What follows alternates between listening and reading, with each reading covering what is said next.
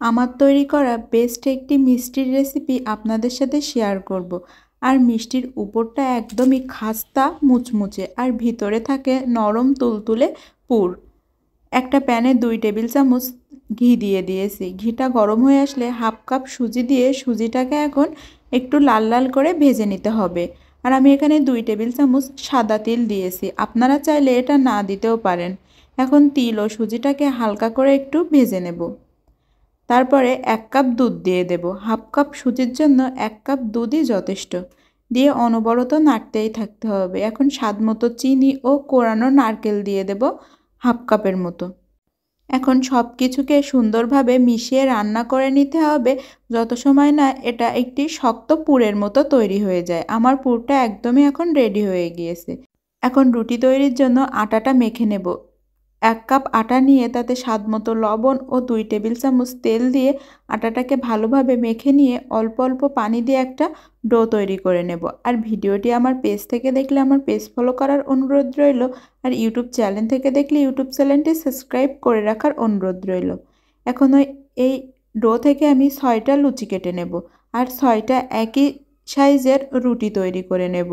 রুটিগুলো একটু পাতলা ও বড় বড় করে তৈরি করে নিতে হবে।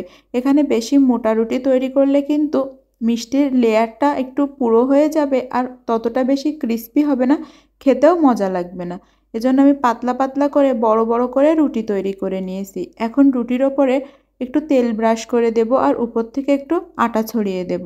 এভাবে আমি 3টি রুটি একটার পর একটা লেয়ারে দিয়ে দেব। আপনারা চাইলে 3টা 4টা আপনাদের পছন্দ মতো করে লেয়ার দিতে পারেন, কিন্তু 3টা রুটির লেয়ার দিলেই মিষ্টিটা সবথেকে বেশি সুন্দর হয়। আমি 3টা রুটির লেয়ার দিয়ে চারো সাইড কেটে নিয়ে চারকোনা একটি শেপ দিয়ে নিয়েছি যাতে মিষ্টিটা দেখতে অনেক বেশি সুন্দর হয়। এখন এই রুটি থেকে 4টা মিষ্টির শিট তৈরি করে নিয়েছি। এবার আগে থেকে যে পুরটা তৈরি করে রেখেছিলাম এই পুরটা মাঝে দিয়ে 2 সাইডে পানি দিয়ে এভাবে চেপে আমি মিষ্টির শেপ তৈরি করে নেব। আমি কিভাবে মিষ্টি তৈরি করেছি তা তো হয়তো আপনারা দেখেই বুঝতে পারছেন। এভাবে আমি সব মিষ্টিগুলো তৈরি করে নেব একটার পর একটা। আর এই মিষ্টিটা তৈরি করা কিন্তু খুবই সহজ, একদম ঝামেলাহীনভাবে এটা তৈরি করা যায়।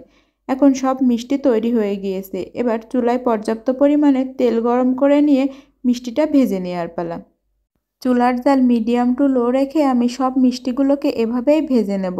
আর ভিডিওটি আপনারা কে কোথা থেকে দেখছেন আমাকে কমেন্ট করে জানাতে পারেন। আর আমার এই মিষ্টির ভিডিওটি আপনাদের কাছে ভালো লাগলে সবাইকে অনুরোধ করব ভিডিওটি শেয়ার করে দেওয়ার জন্য।